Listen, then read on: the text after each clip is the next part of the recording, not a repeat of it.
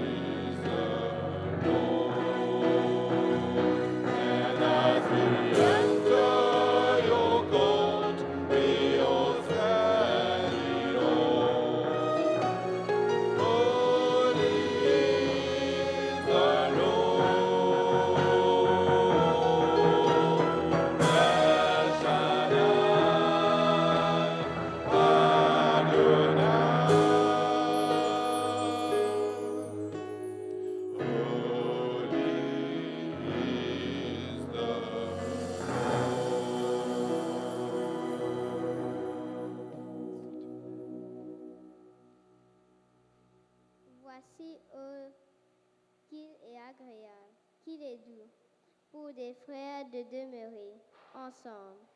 C'est comme l'huile précieuse qui est répandue sur la tête, descend sur la barbe d'Aaron, qui descend sur le bord de ses vêtements. C'est comme la rosée de l'Hermon, qui descend sur les montagnes de Sion, car c'est là que l'Éternel envoie la bénédiction, la vie pour l'éternité. Amen. Amen.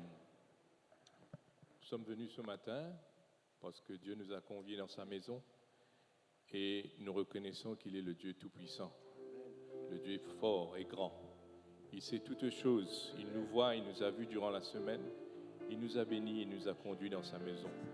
Et nous venons le louer ce matin à travers ces chants et particulièrement ce chant Dieu fort et grand, le cantique au numéro 18.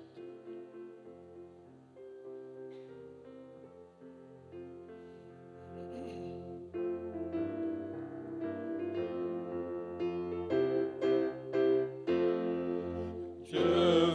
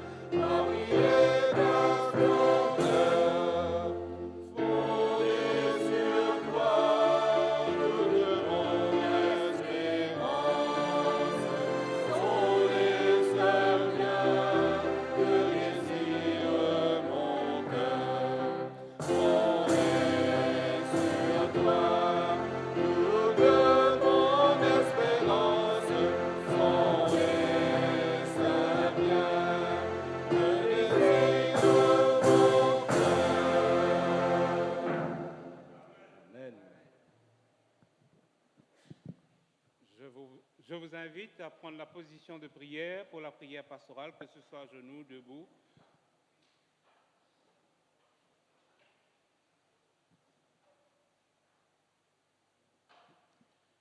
Notre Dieu, notre Père, nous voulons te remercier après une semaine de labeur, d'école ou à la maison. Nous voulons te remercier de ce que tu nous as permis de passer cette semaine, difficile pour certains, heureux pour d'autres, et nous voulons te remercier malgré tout parce que nous sommes là devant toi. Seigneur Dieu, nous accepte nos remerciements, car nous savons que tu es seul, tu es le Dieu très saint, le Dieu du ciel et de la terre. Alors Seigneur Dieu, que nous sommes devant toi, nous voulons aussi te demander pardon car nous avons péché pendant cette semaine. Nous avons eu des manquements envers toi, envers ta grandeur. Et alors Seigneur Dieu, que nous sommes ici humblement, nous te demandons pardon. Nous voulons te prier pour cette assemblée qui est devant toi et d'étendre ta bonté, ta grâce, ta bienveillance, tes bénédictions sur ceux qui nous regardent à travers leur écran, sur ceux qui sont sur leur lit, à ceux qui sont sur leur lit de douleur et à ceux, Seigneur Dieu aussi, qui sont en difficulté et dans le découragement. Je voudrais te prier aussi pour les autorités de ce pays. Seigneur Dieu, nous sommes citoyens ici et nous voulons que tu nous fasses du bien. Et pour cela, il faut que tu diriges ce pays toi-même. Sois avec eux afin qu'ils le fassent selon ta volonté. Père, je te prie pour celui que tu as envoyé pour nous rompre le pain de vie, le pasteur Lewis Rivette, que tu sois avec lui, que tu lui accordes ton Esprit Saint, afin que ce qui sort de sa bouche soit bénéfique pour chacun d'entre nous. Seigneur, bénis ton Église, l'Église de Port-Louis, ainsi que toutes les églises de Maurice. C'est dans le nom de Jésus que nous voulons te demander cela. Amen. Amen.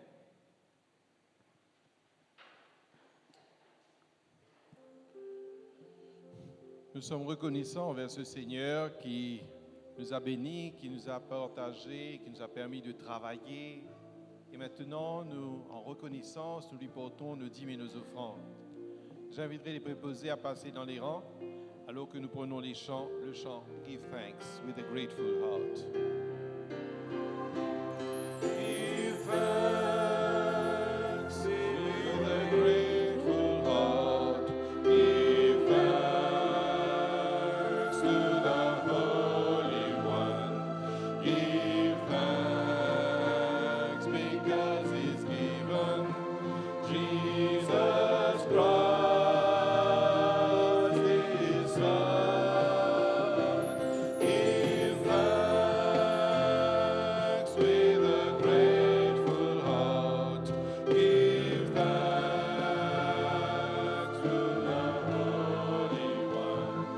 Give thanks because He's given Jesus Christ, His Son. And now let the weak say, I am strong.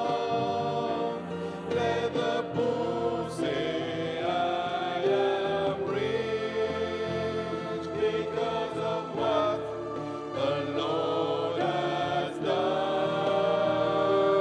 for us. And now let the weak say, I am strong. Let the poor say, I am rich because of what the Lord has done for us. Give thanks,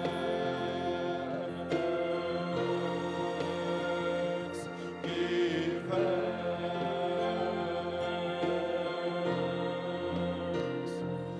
give thanks.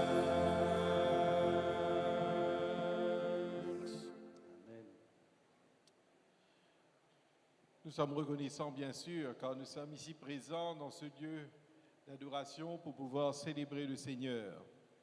C'est un Dieu qui nous accompagne, qui est là dans notre quotidien. Et nous savons que nous lui devons tout, parce qu'il est tout-puissant. Il est le Dieu créateur, celui qui soutient toutes choses et permet à ce que nous puissions vivre notre quotidien d'une manière extraordinaire. Mais il suffit que nous puissions lui donner notre cœur, lui permettre d'entrer complètement dans notre vie et nous pourrons bénéficier de sa présence. Dieu Tout-Puissant, car mon cœur considère tout l'univers. Chantons ce beau chant, mais je vous inviterai à vous mettre debout pour cela. Car devant le Seigneur, nous ne pouvons que nous tenir debout.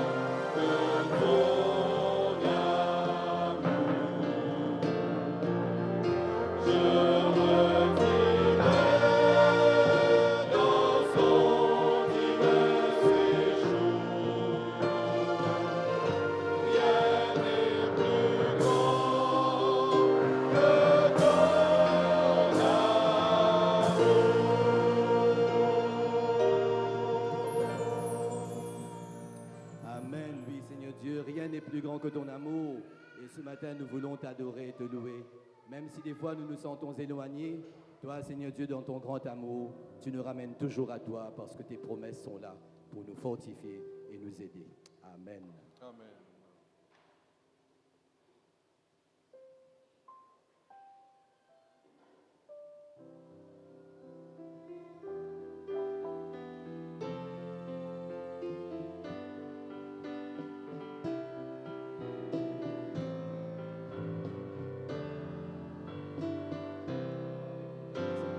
Quand les montagnes s'éloigneraient, quand les collines chancelleraient, quand les montagnes s'éloigneraient, Dieu fera tout comme il promet. Mon amour, oui, mon amour ne s'éloignera pas de toi. Mon amour, oui, mon amour ne s'éloignera pas de toi. Quand les montagnes s'éloigneraient,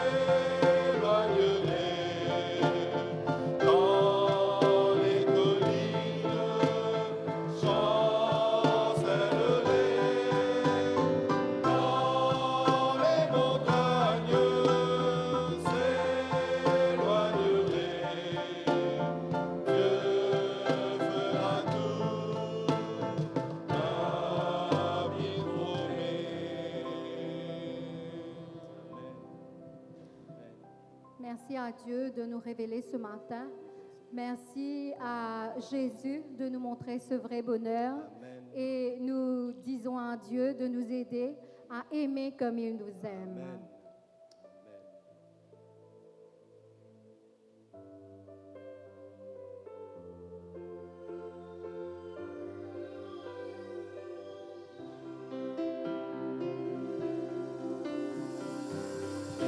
Parfois je voudrais tant te dire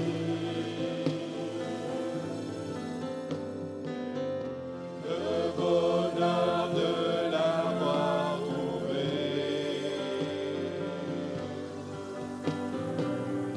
Jésus m'a appris ce qu'aimer veut dire. Et puis ma vie a commencé. Si j'avais la sagesse de Salomon pour te parler de tout ce que je sens, mais je reste sans imagination.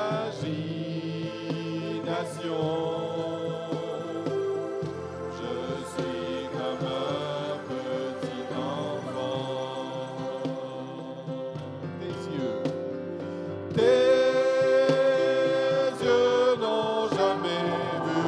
Pourquoi tes yeux n'ont jamais vu et ton cœur n'a jamais su.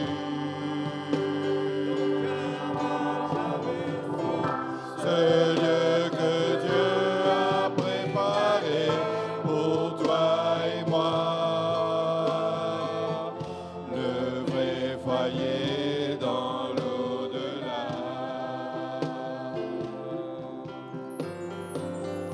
Comment aimer mieux chaque jour et le servir sans me lasser. Que chaque pensée soit pensée d'amour, que tous mes mots soient vérité.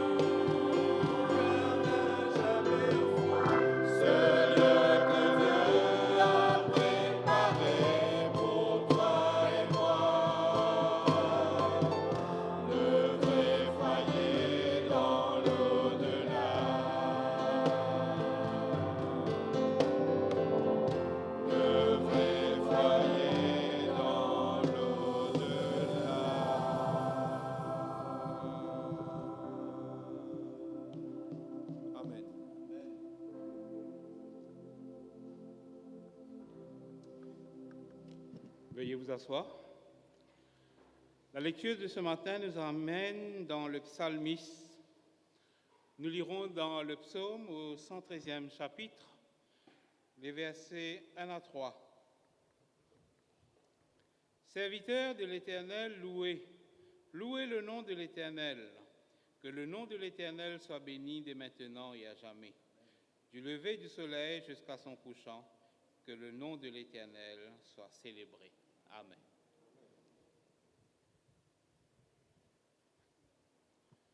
J'ai le plaisir de céder la place au pasteur Lewis Rivette, qui est membre de Rosil, pasteur à la retraite, mais qui est toujours en activité. C'est quelqu'un qui est très connu, surtout de ma génération, pour ses organisations de camps, d'église. Sans eux, je vais lui céder la place.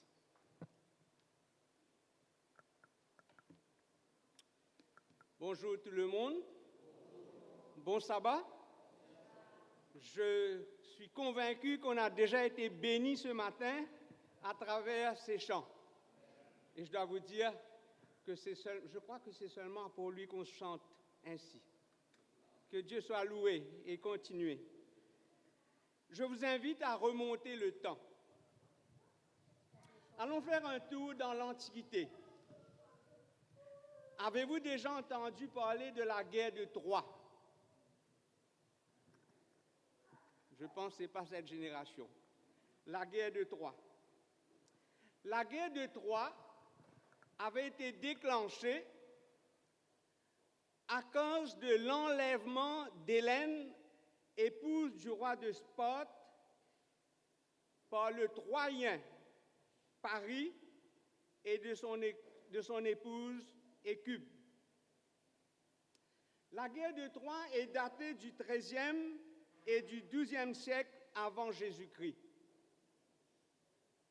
Agamemnon, roi de Grèce, est désigné comme le commandant d'une expédition navale contre Troie. Il a sous ses ordres directs une flotte immense de navires à voile. Après plusieurs années de préparation, voilà que la flotte se trouve prête pour le départ. Mais avant que la flotte d'Agamemnon ait pu lever l'ancre, voilà que le vent s'arrête. Soudainement, tous les bateaux sont immobilisés. Selon la légende, je dis bien selon la légende, Agamemnon avait offensé la divinité Artémis. La déesse était très en colère. Quelle était la raison de cette colère? Agamemnon avait prétendu être meilleur que la déesse Artémis. Et la déesse va annoncer sa colère. Sa colère ne serait apaisée que par le sacrifice d'Éphégie, la fille d'Armageddon. Agamemnon y consent. La tradition raconte qu'alors que Iphigénie est égorgée sur l'autel, aussitôt la colère d'Artémis s'apaisa.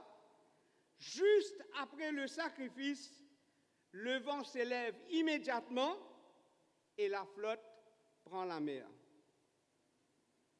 Chers frères et sœurs, je vous ai dit, c'est une légende. Mais à travers cette légende, nous pouvons comprendre ce que certaines personnes pensent de Dieu. Artémis, c'était un dieu de vengeance. Voilà ce que les gens pensent. Et c'est ainsi que dans beaucoup de croyances, dans beaucoup de religions, les croyants passent leur temps à essayer d'apaiser la colère de Dieu. À la même époque, il y avait un homme Un homme, il a escaladé une montagne. Et quand il est arrivé au sommet de la montagne, il s'est senti en la présence de Dieu. Il sentait la présence de Dieu. Et là, il a osé poser une question à Dieu. Je vous invite à ouvrir votre Bible dans Exode chapitre 33, le verset 18. Exode chapitre 33, le verset 18. Ça va, vous avez trouvé le texte? Exode 33, verset 18. Cet homme, c'est Moïse. Et regarde ce que Moïse va dire à Dieu. Fais-moi voir ta gloire. Fais-moi voir ta gloire. Et vous savez, la gloire d'une personne se reflète sur son visage. En d'autres mots, Moïse voulait dire à Dieu, fais-moi voir ton visage. Dis-moi que reflète ton visage. La réponse de Dieu, le Dieu d'Israël, à cette question surprenante est aussi surprenante. Surprenante dans le contexte de l'Antiquité, où les dieux sont capricieux, imprévisibles. La réponse du Dieu d'Israël est une rupture totale avec les dieux, les déesses du passé. Exode chapitre 34, versets 6 et 7, nous allons voir la réponse de Dieu. Dieu va décrire, il va décrire ce qu'il y a sur son visage, ce que reflète son visage. Exode 34, versets 6 et 7. Je lis le texte. Et l'Éternel passa devant lui et s'écria, « L'Éternel, l'Éternel, miséricordieux et compatissant. »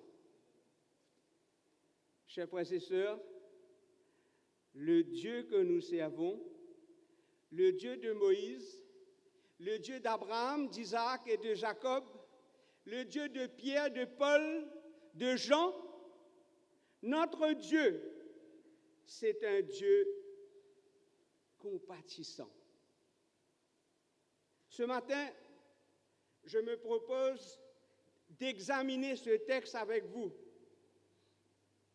Ensuite, nous allons voir comment les auteurs de la Bible ont utilisé cette description du caractère de Dieu.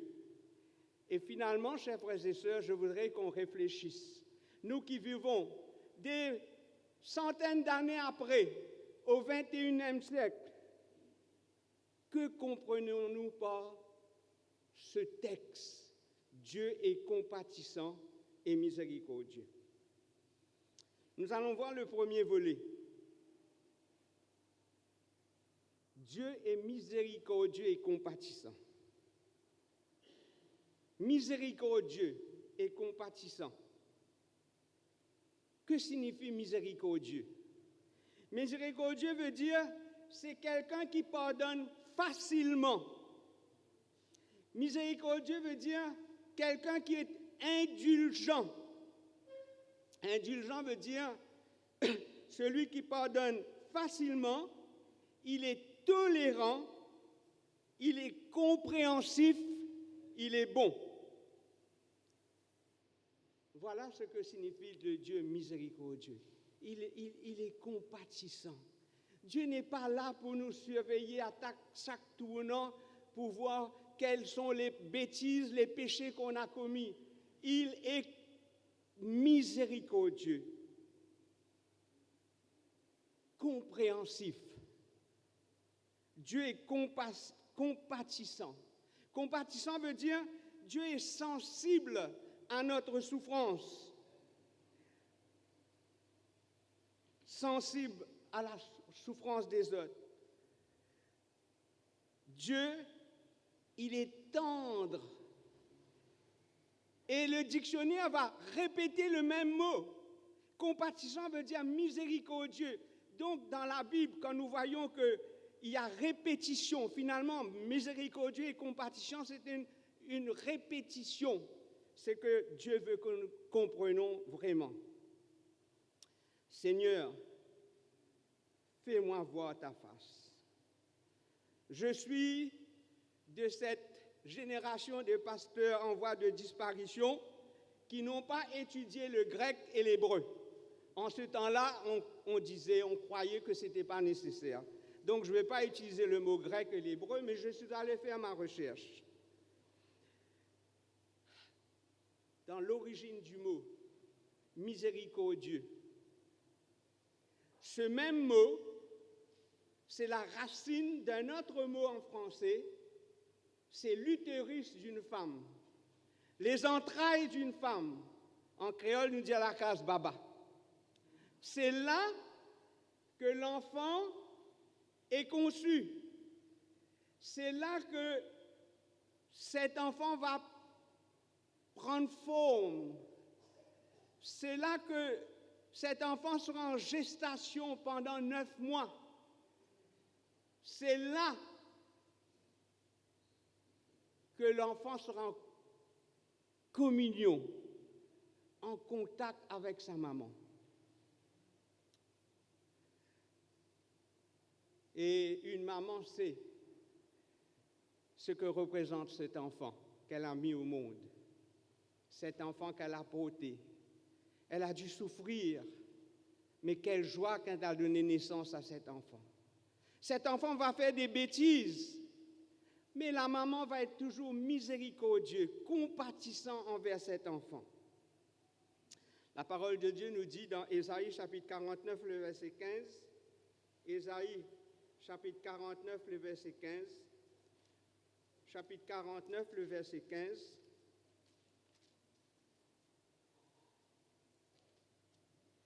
je lis le texte, il est dit, « Une femme oublie-t-elle l'enfant qu'elle allaite? N'a-t-elle pas pitié du fruit de ses entrailles? Quand elle l'oublierait, moi, je ne l'oublierai jamais. Je ne l'oublierai point. » Si une maman a autant de compassion pour ses enfants, à combien plus forte raison Dieu a compassion pour nous. Et vous connaissez, pour une petite illustration, vous connaissez le jugement de Salomon. 2 mamans, chacun avait un enfant, un fils. Et voilà qu'une maman, dans son sommeil, elle a écrasé un enfant. Et les deux, la maman qui a écrasé son enfant revendique l'autre enfant. Non, c'est toi qui as tué ton enfant. Et elle se trouve devant Salomon. Et là, Salomon va faire venir, donne-moi une épée. Elle va dire, bon d'accord, on va trancher l'enfant en 2. Chacun va prendre une moitié. Mais la maman de l'enfant va dire, non, non mon roi. Laisse l'enfant vivre. Même si l'enfant va vers l'autre femme, mais laisse-la vivre. Une maman n'oublie jamais son enfant. Une maman ferait tout pour son enfant. La deuxième expression dans ce mot miséricordieux, le mot compatissant, c'est l'amour. Et c'est quoi l'amour, chers frères et sœurs? Nous pouvons crier sur tous les toits. Les jeunes hommes peuvent dire à toutes les filles, je t'aime. Mais aimer, c'est se donner. Aimer, c'est se lier. Aimer, c'est accorder une grâce. Quand quelqu'un dit je t'aime, il fait quelque chose. Il fait quelque chose pour la personne qu'il aime. Notre Dieu n'est pas un Dieu indifférent. Chaque jour, chaque minute, Dieu agit en notre faveur. Nous ne sommes pas conscients, mais Dieu agit. Nous allons passer au deuxième volet de cette prédication. Nous allons voir comment Dieu exerce cette... Excusez-moi.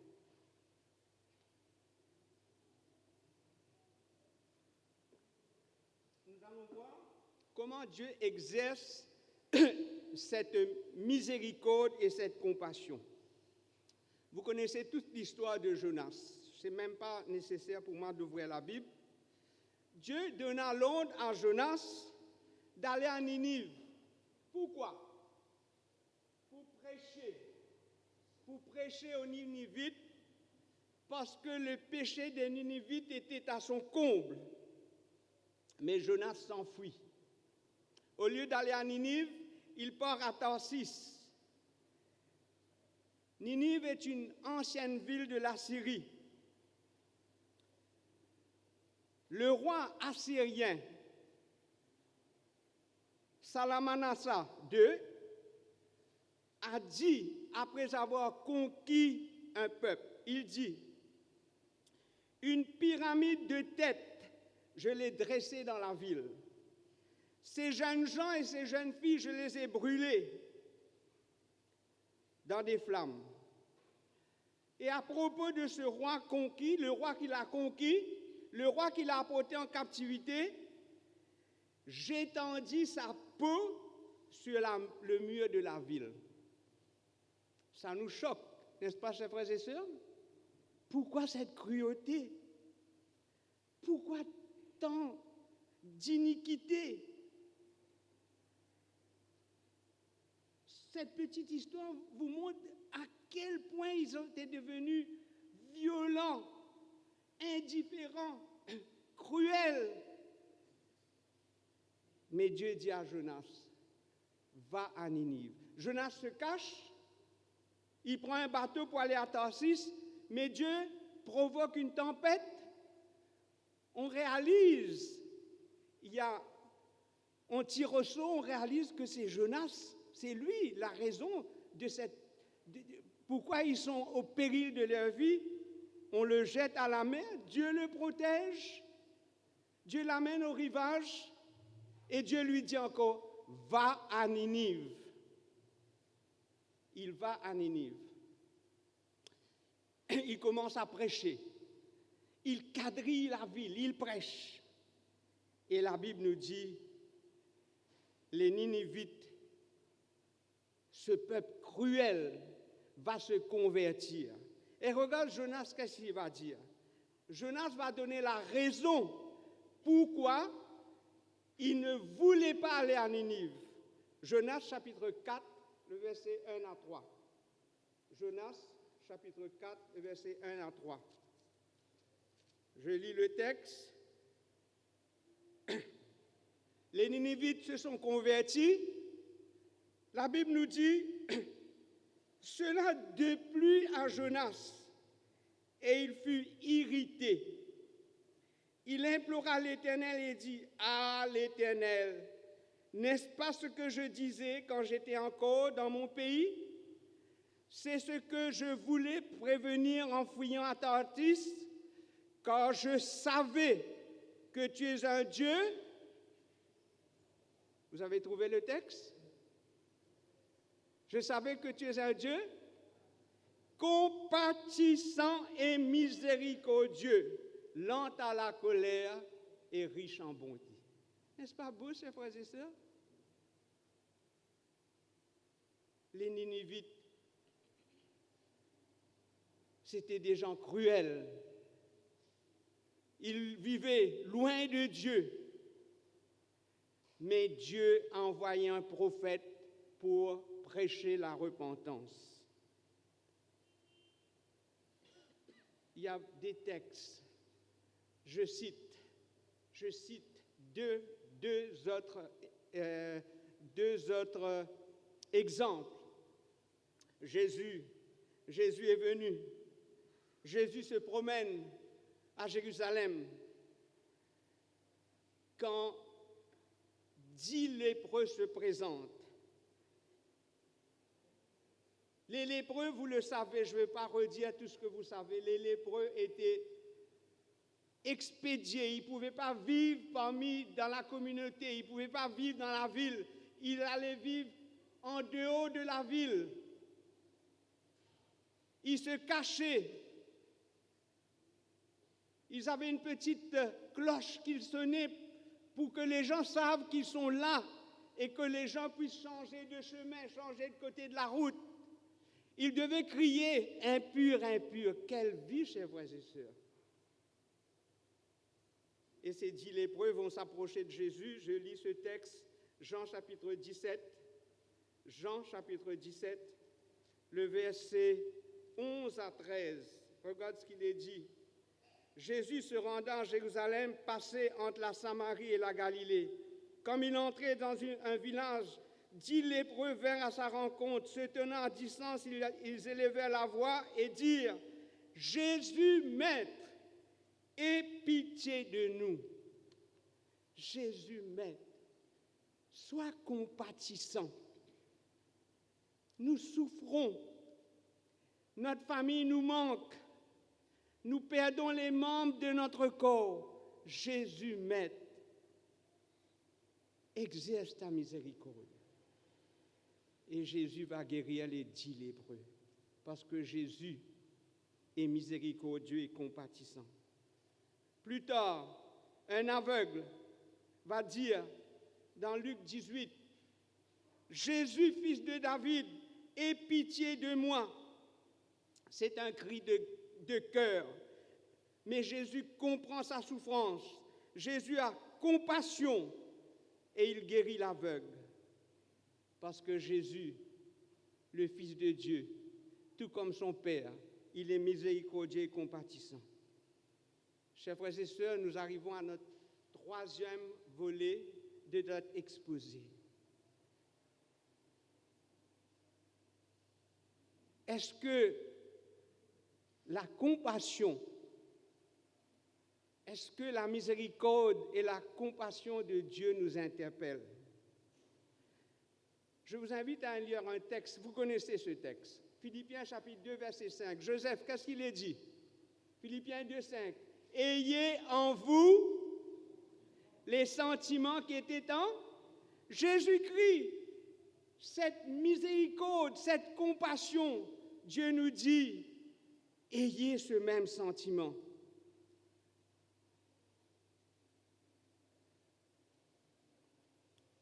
Chers frères et sœurs, je voudrais lire un autre texte dans Matthieu, chapitre 5. Matthieu, chapitre 5. J'hésitais. Quand j'ai revisé mon sermon, j'ai enlevé ce texte.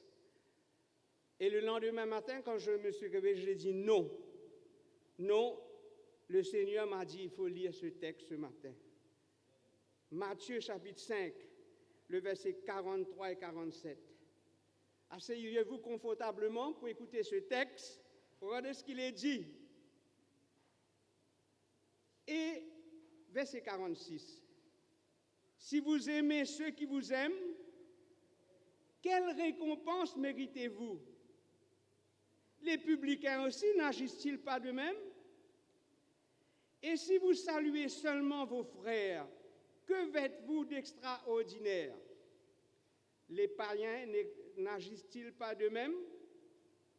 Soyez parfaits comme votre Père céleste est parfait. Soyez parfaits comme votre Père céleste est parfait. Je m'excuse, je ne trouve pas le texte, j'ai un trou de mémoire, mais je cite le texte. Jésus dit, aimez qui? Aimez vos ennemis. Pardon, 44, je lis. 5,44. Ah, excusez-moi, oui, je me suis trompé là, d'accord, je fais. Vous avez appris qu'il lui a été dit, vous aimerez ton prochain et tu haïras ton ennemi. Mais moi, je vous le dis, ensemble, aimez vos ennemis, bénissez ceux qui vous maudissent, faites du bien à ceux qui vous haïssent et priez pour ceux qui vous maltraitent et qui vous persécutent. Combien d'entre nous a des ennemis? Combien? Moi, j'ai des ennemis. Ce ne sont pas des gens qui sautent avec un couteau pour me tuer.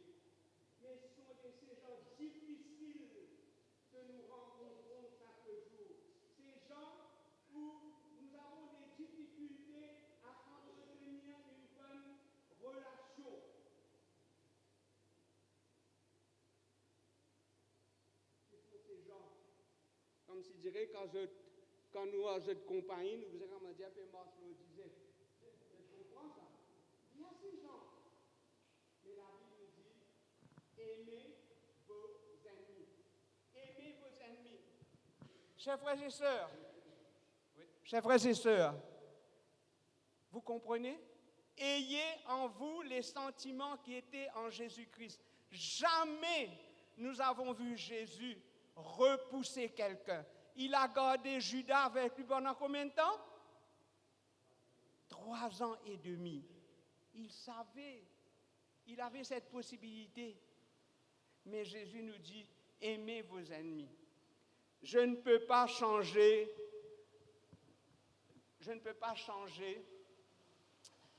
la façon d'agir de ces personnes de mon environnement qui sont difficiles. Ça peut être au travail, ça peut être à la maison, ça peut être dans le voisinage. Mais le texte, Jésus sait que c'est difficile. Et c'est pourquoi au verset 44, il est dit, priez pour ceux qui vous maltraitent et qui vous persécutent. Voilà ce que Jésus nous demande. Priez pour ces personnes difficiles. Priez pour ces personnes difficiles dans notre communauté, dans l'Église, parce que nous ne sommes pas tous parfaits. Malheureusement, il y a ces chrétiens, ces adventistes qui, dès qu'ils ont une petite friction avec quelqu'un à l'Église, ils partent pour une autre Église ou bien ils cessent de venir à l'Église. Mais si les gens sont difficiles envers nous, priez pour eux. Parce que c'est Jésus et Jésus seul qui peut changer le cœur d'une personne. Et parfois, ces personnes difficiles peuvent être un allié. Mon expérience personnelle, il fut un temps, en braquette, je maudissais ces personnes qui me faisaient du tort. Ces personnes qui mettaient des bâtons dans la roue. J'ai dû partir comme Moïse, aller très loin. Mais après avoir tourné, j'ai réalisé que ces personnes qui m'ont causé du tort, je croyais qu'ils me causaient du tort, a été pour moi une bénédiction. Dieu s'est servi de ces personnes. Chers frères et sœurs, nous avons des personnes difficiles, c'est sûr. On va toujours les rencontrer. Mais notre devoir, c'est d'aimer ces personnes. Priez pour eux. Soyons compatissants. Et je termine par ce mot. Dale Carnegie, qui a écrit un beau livre que j'ai aimé quand j'étais adolescent, Comment se faire des amis. Il dit, si nous nous trouvons dans la même situation, les mêmes circonstances qu'une personne, nous n'aurions pas pu faire mieux. Parce que c'est ça la compassion de Dieu. Ce que nous ne voyons pas, Dieu voit les circonstances. Il voit nos luttes. Il comprend et il pardonne. Que Dieu vous bénisse.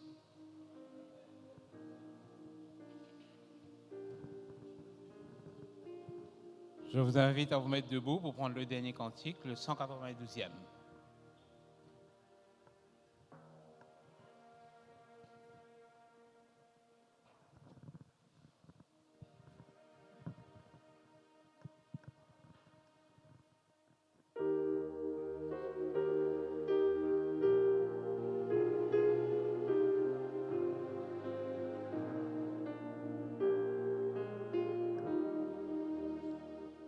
Seigneur, ce que je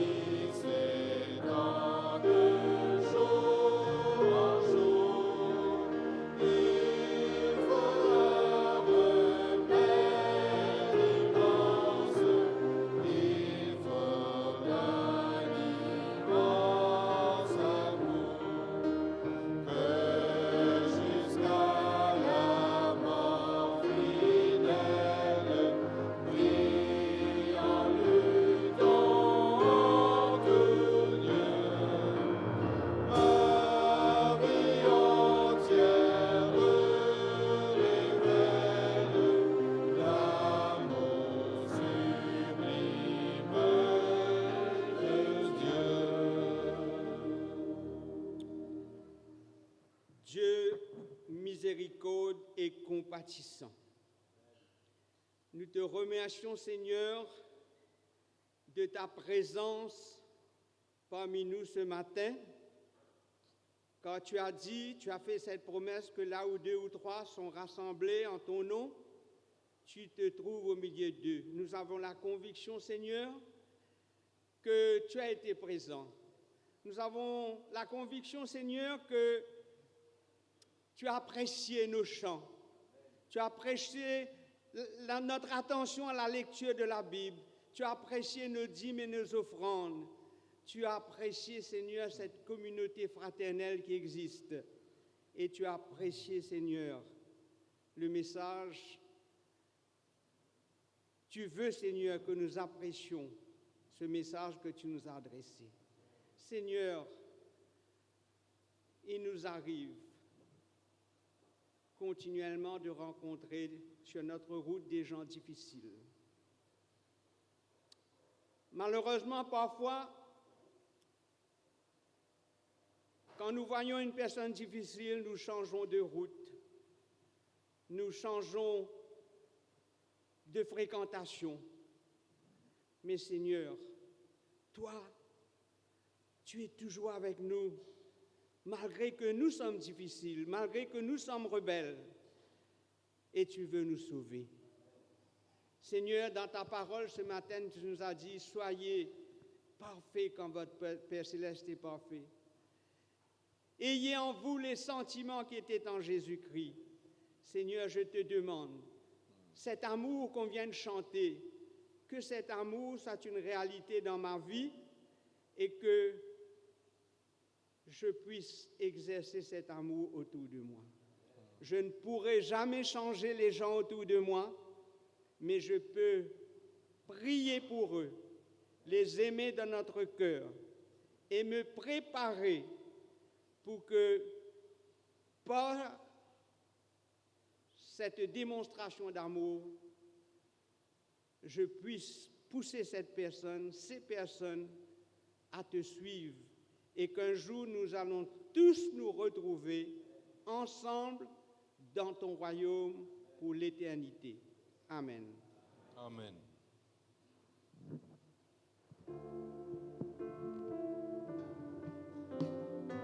Pour le refrain, tenons-nous la main.